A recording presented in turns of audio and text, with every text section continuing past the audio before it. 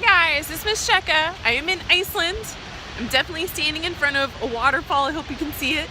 It is really cold in August in Iceland, but I guess that makes sense given the name of all. This is kind of an amazing, no, not kind of.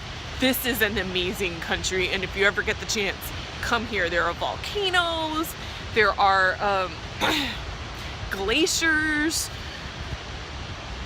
Half of the population, or less than half, I think it's something like 40% of the population, honest to God, believes in trolls and fairies, and after hanging out here, I can see why. It's just sort of a magical place.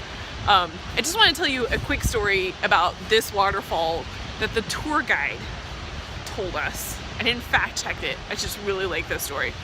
So evidently, the first settler to this area right here was a guy who was extremely wealthy.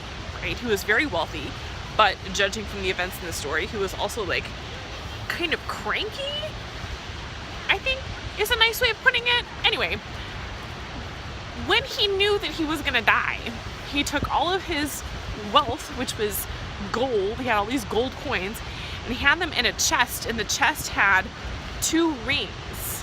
There were handles, right? Like two golden rings that were handled. And he came out to this waterfall. He was like, forget all these people, they just want my money, but I don't even care. You're not gonna get my money even if I'm dying. And he takes the gold chest, he threw it into the waterfall, and then that's it, nobody inherited it. But obviously this made a legend that for years and years and years, everybody wanted to find this guy's, chest full of gold coins. I mean, when the tour guide was telling us, I was like, but is it still there? I kind of want this chest full of gold coins myself. He said, no. People searched for it for years, and then finally people found it. Like, somebody found the gold chest, and they picked it up out of the waterfall with the handles, and the handles snapped off.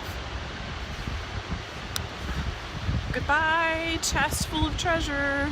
So the guys who found it, all that they had left were these handles.